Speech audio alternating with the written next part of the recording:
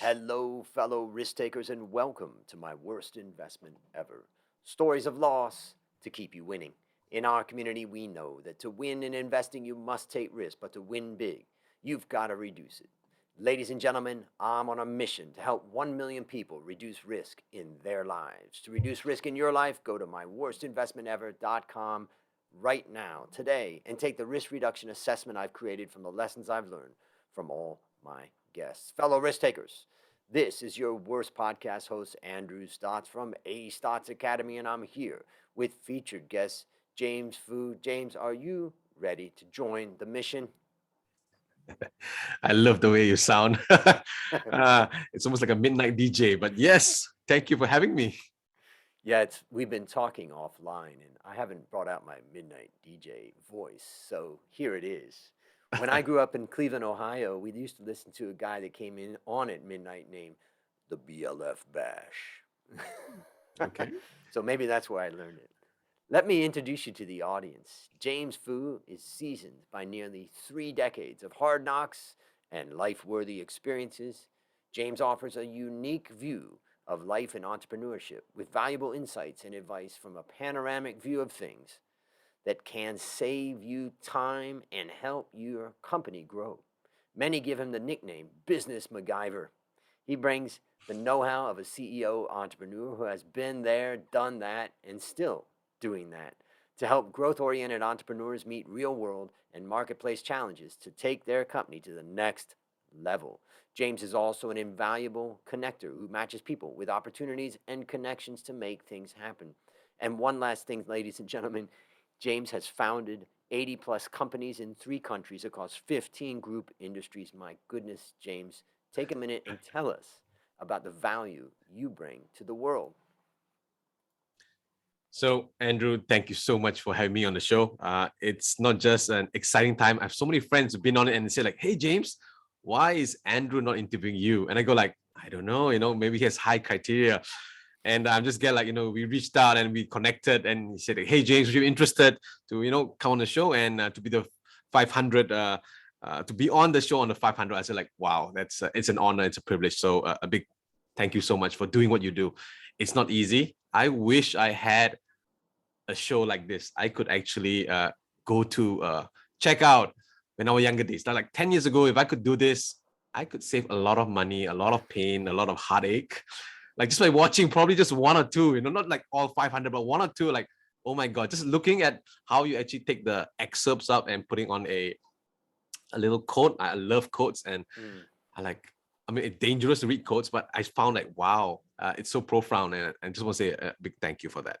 So thank you to having me on the show. And I want to say that it has been a roller coaster ride. Mm. How I started about a quick one was the fact that I had a dream to be like filthy, filthy rich. Why? Because I didn't know what was better than that. We come from very humble beginnings. My dad literally was the story you hear that that his father actually swam down from another foreign place. So yeah, uh, my dad actually was one of those stories where he landed in the north of Malaysia, somewhere small part of the world, and in Penang where he started, right? And blink of an eye, he said that is not the life he wanted. Um, at the age of 8, when his mother passed away, he said, I got to find a better place. So at that time, he came to KL, Kuala Lumpur, and that was like the USA, right? The land of dreams, right? Of hopes. And sleeping really down someone's staircase. Literally, he was paying someone to let him sleep on the staircase under a sink. And he was saying like, this is not the way it should be. You know what? I really want a better life for myself. So he decided that I should do something better, right? And he went to, I mean, if you've been to Malaysia, in those times where those lamp posts, you actually put a little sign there, and that sign says repair whatever, refrigerator, repair something, right? And guess what? So he did his first, he saw a lot of signs on those posts, and he said, this is interesting. Why don't I try that? I know I have a few skills that I could do. He put a pole, he really put up a sign on the pole, and when he came down the pole, literally, he was beaten up. And they were like, what's happening, right? No, this pole, this zone is by this so-and-so triad mafia boss, whatnot, right? So long story short, the reason why he was doing this, he was actually trying to just make a living, just trying to make a living. And when he got married to my mother was actually the PA to one of the richest men in Malaysia at that time. And he always wondered, why would my mother see it? What would my mother see in him, right? But he's not the rich man. He's just some average Joe in this broken down scooter. And she said that you're a man that I feel there is a future. And although at that time, the boss was going after her in Rolls Royce and giving her gifts and showering her with lots of beautiful things, she said, no, I want a man that is responsible. I want a man that I can count on in the good old days. And flash forward, I was born. Unfortunately, when I was born, my mother had PNS, postnatal syndrome, similar to PTSD, post-traumatic stress disorder. And my dad didn't know what to do, right? And whatever he could do was he was actually just saying, earning to pay medical bills, right? And I blame myself for many years of saying that I was one that caused my mother to have her sickness, right? And I said, like, you know what, this is something that I need to fix. And all I knew growing up that I needed to be rich. I didn't know how. I wish I had a podcast I go to. I could check out Andrew if I knew probably earlier, but I didn't know how, right? And that dream was at the age of 21. It was supposed to the dream that I could be rich, but I didn't know how. And basically at 21, where they call the independence, where you're in Asia, it's the independence at 21. So I ran out. Instead of buying a book about making money, I was telling myself, like, you know what? At 21, I've broken the puberty and I'm an adult right now. I would buy something more exciting. Let me buy a book that is probably more illicit, if you will, right? So I was going for Playboy magazines. I was going for something else. I was just distracted, right? And I was brushing through myself and I saw this book called Losing My Virginity. I'm like, oh, this is the book at 21, right? I mean, that what title could you want to be? I rushed it up. It was nicely foiled. A cup, what do you call it? Package. Shrink wrap, right? Yeah, shrink wrap. Yep. So I thought there was lots of pictures and lots of Kama Sutra stuff, because at the time, at my age, right, the internet was dial up. When you press the sound, it goes that sound and it's just ridiculous, right? So I got the book. I rushed home. And I flipped through page by page. I was reading, I thought it was a Mills and Boon book. I was thought this is the book, like the holy. And damn it, I was saying, sorry, I can't hope I can say that. And like, where's the pictures? Where are the details? Nothing.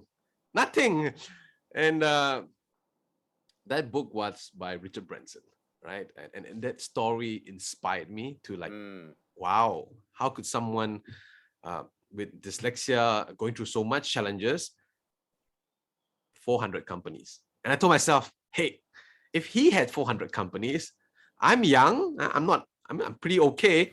I probably can do better or the same, at least worst case scenario, right? So that's how I started the journey of 80 companies. I hope to give not just value, but I want to give back to things that people often overlook. It's the small things. The big things, we can probably see it coming, but the small things are probably the ones that actually make it hurt the worst and the most. So yeah, it's probably a long story, but I hope that probably gives some value to your audience, Andrew. That's a great background. And I think it's time to get into the big question, which is now it's time to share your worst investment ever. And since no one goes into their worst investment thinking it will be, tell us a bit about the circumstances leading up to it, then tell us your story. Wow, there's so many to pick actually, but the worst one, right? The worst. So I would say if I were to pick one, many times I think that if it happened somewhere like on probably the 8th company, the 9 or 10, or probably the 20th company, I wouldn't feel so bad. But I wouldn't have learned as much. I would have lost much more. So if I started off in the beginning, I thought like, you know what? What's that one company that could make a difference? Or what's that one business that could make a difference for me? So just reflecting on that, what's the worst investment ever? The first one would be this. At the age 21, similar to the age of, was close to 2001. That year was the year that my mother passed away, right? But that year was the year, was not just the lowest time, but it was also one of my fondest moments because I also hit my first 7 figures, right? And this business was a simple one. One of my good friends, his father was a an entitled individual, so he was very powerful, and he was bringing a lot of new age machinery equipment into Malaysia, right? And I just saw it on a TV, and I said, like, if we could bring in some new age technology, we could probably make lots of money. But I was young, I was naive, I was seriously green, and I told my friend, like, hey, I gotta meet your dad. I've heard he's doing great things. I'm seeing on the news. You know what? Could you make an intro? You're like, my dad only meets with, like, he's really busy. I hardly see him, But if you really want, I could try, and I could talk to my mom and probably, yeah. And I said, no, I got to meet him. I don't know how, but I know this is it, right? And I saw he brought in this new equipment. This equipment was actually what we call a water air generator. I'm not sure you heard about it. So it's a machine basically they use in the Iraq war, right? Where the soldiers need to drink water, but they can't be airdropping the waters in the desert, right? Literally. So what happened was there's this huge, like a tanker, and that tanker actually runs on petrol or diesel, right? Then it actually generates, it converts the air moisture into water. It's almost an 1 hour, 1 liter of water you get to drink. So they basically miniaturize it and sold that technology to the water dispenser industry, right? And so at that time it was brand new. This father's friend of my friend's father brought it into Malaysia, right? And I saw it and I was like, oh, this is so cool. It doesn't need any pipe, it doesn't need any system. All you need is just a plug point, electricity point. You plug it in, wait 1 hour, and water just comes out thin air. I mean, that already sounds like unbelievable. Scamish. Yeah, it's like, wow, that is interesting. So yeah, this is interesting story. So Andrew, I know I like, I was probably impulsive, right? But I did do a little background check, not in depth as you, but I went in and I said, can I see the machine that actually generates water, right? And they did. I sat down there for literally an hour and okay, unplug it, like what I thought that was called research, right? and I said, like, that's it, So I actually waited. I waited an entire day until this man came out and like, who's young boy sitting there? He asked his PA, right? And it's like, oh, this is your son's friend. And he wants to see you for a long time. And he go like, hey, young man, uncle is very busy. What is it you want to see me about? I said, uncle, I have a proposition for you, and I believe I can help you make lots of money. And he was like literally rolling on the floor, and like, okay, uncle, hear you. What can I do for you? Happened to be his son came in, and he was trying to talk over me, like trying to teach his son a thing or two, but he was like literally shouting at me, like, so when you're doing business, you need to do this. And like, uncle, I'm right beside you, And he was like trying to tell his son. I didn't get it for many years later, but I didn't realize then. I was like, why is this? Like he's like in my face, like this, showering his blessings of love, right? Long story short, he gave me the opportunity, and I just went door to door, literally knocked on the door, like, hey Andrew, I got this cool machine. Would you like to do it? It's, energy saving, yada yada yada. And friends, families, I won't say fools, but I would say really, really good relatives just like supported me on the journey, and I saw them the whole dream, environment friendly, and they bought, right? And in 9 months, literally, I hit my first million. Literally. And I'm like, oh, this is it. Like I can't wait to tell my mom. And the worst nightmare happened on the 10th one. You won't imagine.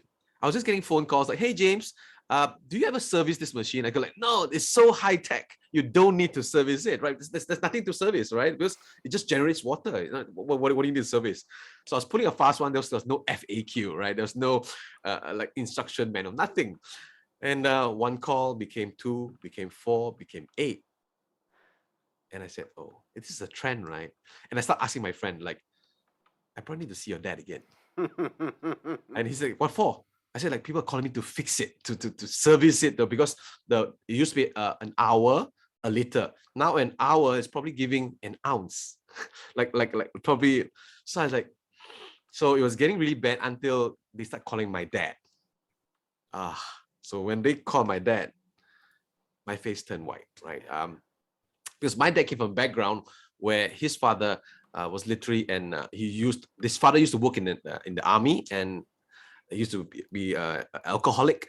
But all he knew was he would take out his belt when if it was wrong or misbehaved, he would whip him, right? So my dad is like it's like a general with corporal punishment kind of thing. So I panic like hell, you know. But that day, when I saw his face when he came home, he was not angry.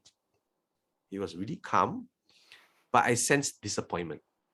There's a silent treatment, and that's more painful than anything else. And he told me this. He said, "My dear son, your father's not sorry, it's not filthy rich, okay? But the only thing that kept me to where I am today, to just to build like 20-25% of what you see in the market right now, where we are right now, is on what I call rice, RICE, rice, you know." And he said, like, in Asia, we love to eat rice. And he said, this is what I call the rice, you know? And if you are eating rice and you don't know the value of rice, you're in trouble. I go like, huh? What does that even mean? It's like, so to me, number one about rice is R for reputation. You can lose your face, you can lose your ego, you can probably lose your loved one or your wife, but you cannot lose your reputation, because what you sell today will affect how people think about you down the road. And you have no idea how long you live. Of course, life is short. So the first one is reputation. The next one is responsibility. Now, a lot of people are calling me for your problem. Now, are you being responsible, or are you sweeping it down the drain, or you like covering in the carpet, hiding it in the closet? What are you doing? Are you responsible for your actions? And I go like, you know, and I said, what is I for me? He said, I is integrity. You may be intelligent, you know what? You may have influence, but you have no integrity. Guess what? You're never going to do it. You're not going to amount to anything in life. Seriously. And the next one, he said, another I, he said, is impact. Whatever you do has an impact, big or small. Like the pandemic hit all of us, right? It's big or small, but it has an impact. And your actions right now has an impact on me, my reputation of doing business, of how I raise my son, my family, you know, and I don't want that on my conscience. And I go like, and you know what? It's worse than being hit by a belt. Yes, you know, like I was telling myself right now, hit me with a belt, literally, like take it out. No, I'll give you one, you know. And you're like, you know what C is stop being so compulsive. I know you want to be rich. I know you want to be better off. I know you want to be richer than me. I know. But are you conscious in your decision making? Just because you saw something good on TV and you saw a similar concept in Malaysia doesn't mean that is the product you can sell. No. Have you done the work? Have you done sufficient homework, if you will? The next C is, are you consistent in your message? Are you consistent in your due diligence? Are you consistent in delivering, or are you complacent? And I feel right now, my dear son, you are complacent. You're impulsive. You're irresponsible.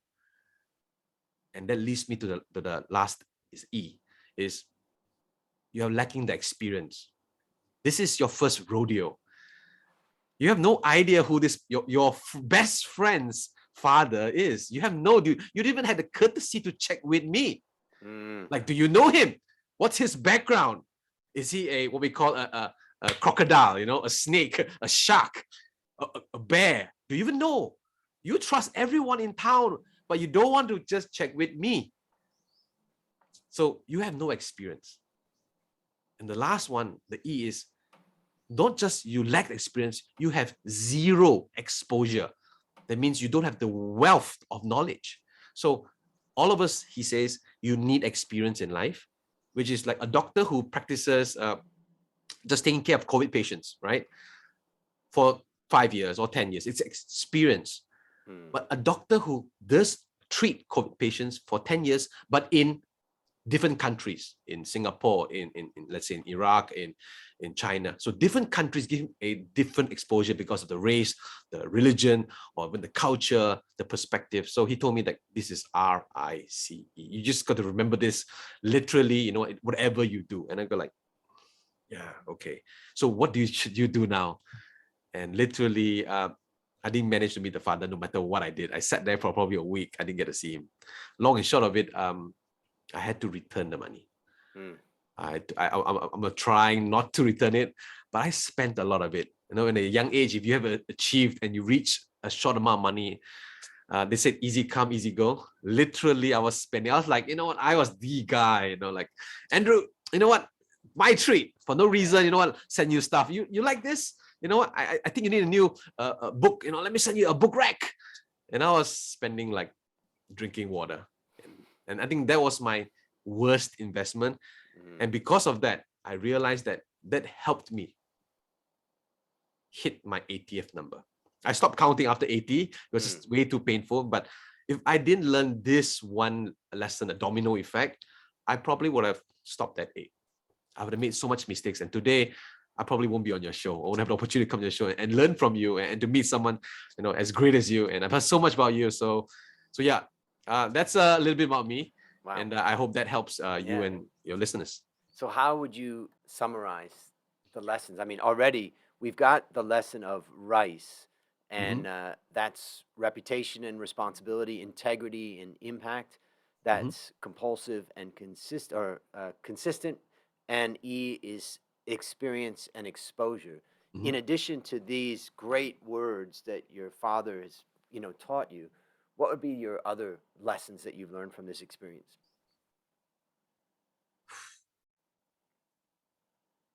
I think one big difference, I would say today, even today, a simple one as last night on a call, where I actually mentor not people on local level, regional or global level.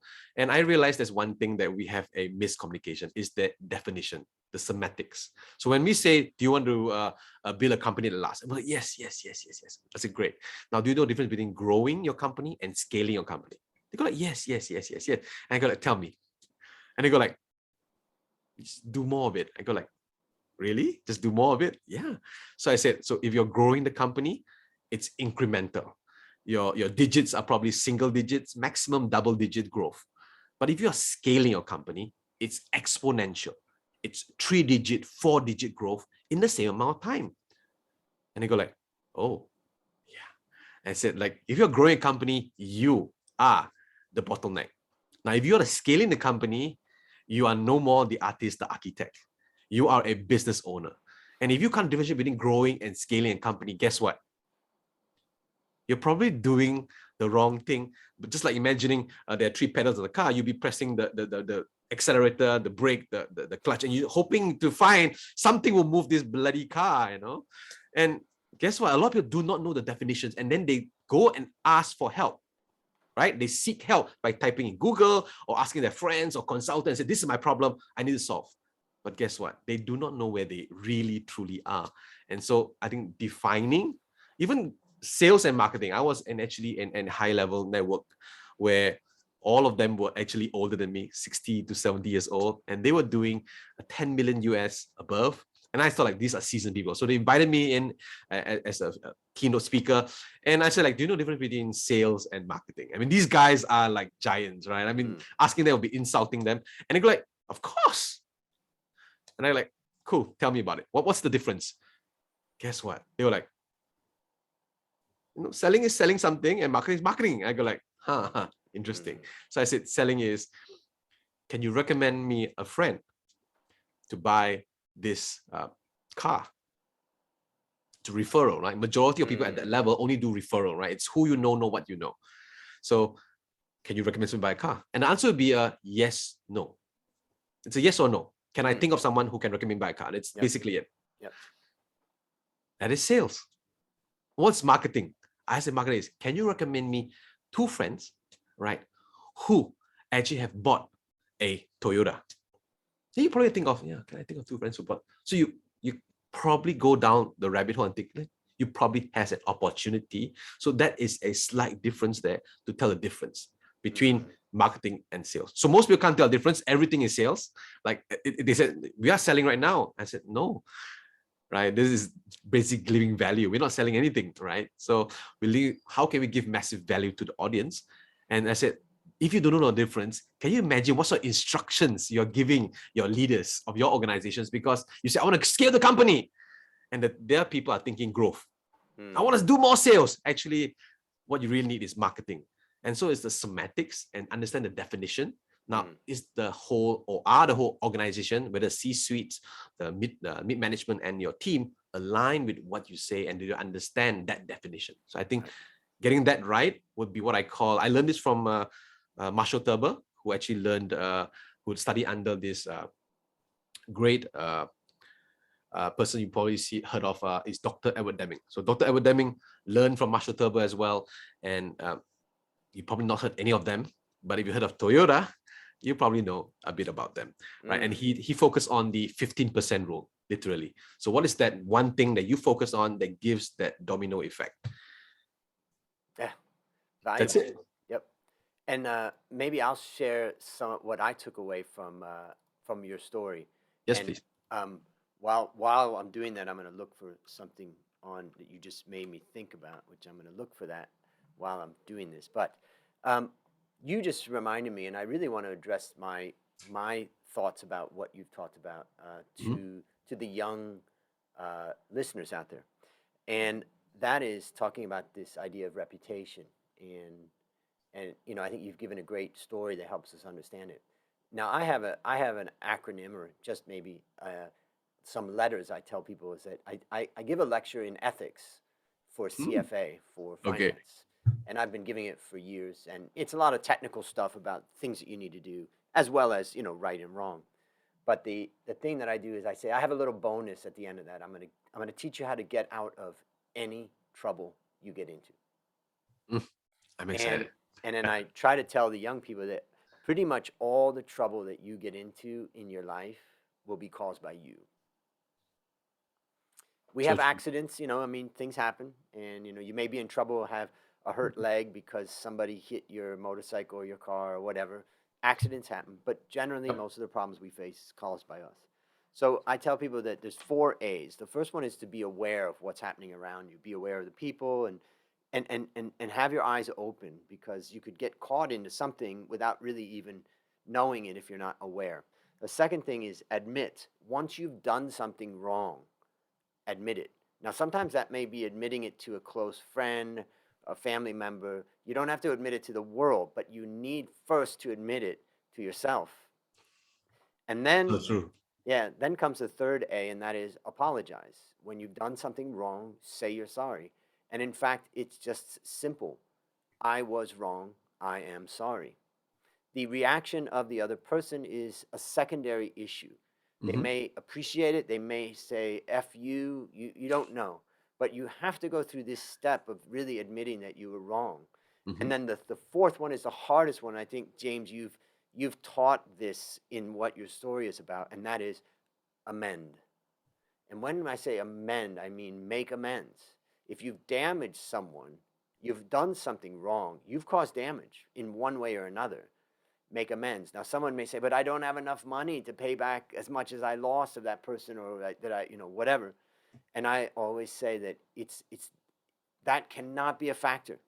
You must set your goal. Even if you go to a person and you say, look, I borrowed $10,000 from you and I lost it. And if you go back to them and you say, I'm going to pay you $100 a month, starting this month, $50, and you consistently make that payment, you are on the way to amend.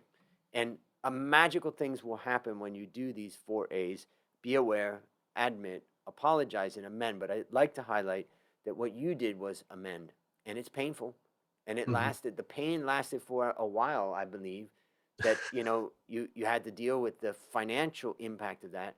But in the end, you got yourself out of the trouble and you saved your reputation. That's what I learned. Anything you would add to that?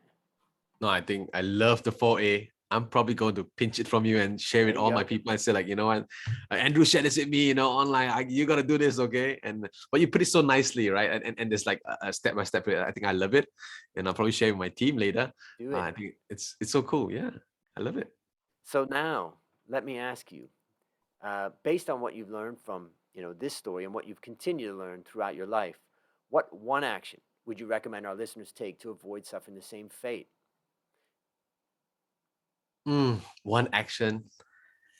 So many actions. I would never say one action. Actually, like there's no one move on the chessboard that literally just makes it all go away. Like even grandmasters, right? It's like if I make this move, he will lose, right? There's like probably like quintillion things you could do. But if I have set a ball rolling, right, just to set a domino effect, I think is we've heard this before, is who you surround yourself with, literally. And I think that really matters. Like do a little check and tally with yourself. That's the priority right now in lockdown. A lot of people like myself are comfortable, but some people are just really complacent and they like enjoy that. We got used to the whole work from home, and a lot of people do not want to go back to the office, right? So they're actually having that introverted, stay away from people belief. So I think right now is we need to connect, and the more you connect, the more you learn with individuals. But right now it's connect to the right individuals, because there's just so many so-called gurus out there who claim to know a lot of stuff, to been there, done that, and it's just shocking, we had a chat before the session and said, like, you know what, because I've learned from so many gurus, I realized that, ouch, if I could actually shortcut that learning curve, it would be less painful for a lot of other people. So I think people, yeah. So while you were talking there, I went on my computer and found a picture. I'm going to show you a picture of me. I was probably 23 at the time. I had a lot of hair and I had a mustache. And I'm sitting What? and I'm sitting next to a man, and I'm going to show you this one. So for the viewers out there, you can see me sitting next to an older man. And for the listeners out there, I'm displaying a picture of myself sitting next to this older man. The man in this picture was 92 years old at the time, and he had just finished teaching a seminar about quality, and his name is Dr. W. Deming. Wow. And that's me studying with him. I had two different opportunities to study with him. And in fact, for those people that don't recognize that, this is a better picture that I'm showing just of Dr. Deming. But as a result of the time that I studied with him, he really impacted my life, changed my life quite considerably. I wrote a book called Transform Your Business with Dr. Deming's 14 Points, and I apply his principles in my life. So I love what you're talking about when you talked about Deming and, what you learned from that. So let me ask you, what is a resource that you would recommend for our listeners? I think right now is to get your book. I'm excited to even get your book, right? So that's the first resource I would go to. I believe there's so much wisdom in books. That's a big debate I always get with a lot of friends is, you know what, I just watch YouTube, I just check out TikTok. And they're like, yes, but it's a small perspective. It's not the entire perspective of one individual. So I said, if you really want to gain a perspective, which I think right now, he who or she who has the better perspective actually wins. Right? It's not just about your insights, your influence, intelligence, but if you have a different perspective, the way you see things just changes literally. So finding the right perspective is also knowing that you need to consume consciously the right type of information, what information you put in. And I think one of the wealth of wisdoms that I've known, I've learned so far is that from books. Yeah. I've seen lots of books behind you. So yes, I'm definitely gonna get the book that you mentioned just now. So I think that is like, you know what, there is a process to it, and make sure you actually read. Because I heard so much stories of big time CEOs reading minimum 50 books a year, right? And ask yourself, how many books do you read a year? I think it's a great resource. I consume books like crazy. I have about 700 books in my library right now, all of which I've basically read, and then I've got thousands of books that I've given away or sold. And I started a Best Business Book Club this year, and I've got a group of people where we're reading just one book a month and trying to digest it and implement it. And that's been really interesting. But one of the members said in the last meeting, we meet every week for an hour, he said, I have to admit, as a young guy, he says, I've never read a book. So he's read, textbooks and stuff like that and had to go through that to a minimum. But that is, so as a friend of mine said, if we can get just one person listening to this to start reading, I think your advice is fantastic. All right, last question. What's your number one goal for the next 12 months? Number one goal, the big goal that I always want to is, I've given so much of myself. I feel that I've researched myself really thin. And I brought three wonderful kids into this world. And my one goal is not just to consolidate my businesses, but my ultimate goal is to actually go away. Hopefully, by COVID allows all travel, is to be able to go away with one kid a month at one country, and we learn so much. So I bring my daughter to a country where she picks on the map. She goes, let's go there for 1 month. We stay there for 1 month and we bond, we learn, we get used to the culture over there. I think that's the best way. So one kid a month. And of course, my wife's going to make a lot of noise, right? So I have 3 kids.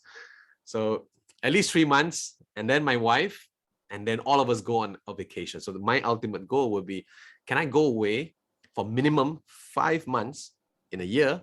And when I come back, my business is not just surviving, but it's thriving. So that's my ultimate goal for this year. And I'm just trying to drive that across at least for as long as I live. What a great, great idea. And for the listeners out there, consider it with your family and friends to spend time abroad. One of my guests who I've recently interviewed, the episode hasn't come out yet, it talked about the research that's shown that when you travel together to foreign countries, it strengthens your relationships. So fantastic. Well, listeners, there you have it. Another story of loss to keep you winning. If you haven't yet taken the risk reduction assessment, I challenge you to go to myworstinvestmentever.com right now and start building wealth the easy way by reducing risk. As we conclude, James, I want to thank you again for joining our mission. And on behalf of A. Stotts Academy, I hereby award you alumni status for turning your worst investment ever into your best teaching moment. Do you have any parting words for the audience? Buy Andrew's book. There you go. and listen to everything that James has to say. There's a lot of value there. Well, that's a wrap on another great story to help us create, grow, and protect our wealth. Remember, ladies and gentlemen, this podcast is about one guest, one story, one mission to help 1 million people reduce risk in their lives. Fellow risk takers, this is your worst podcast host, Andrew Stotts, saying, I'll see you on the upside.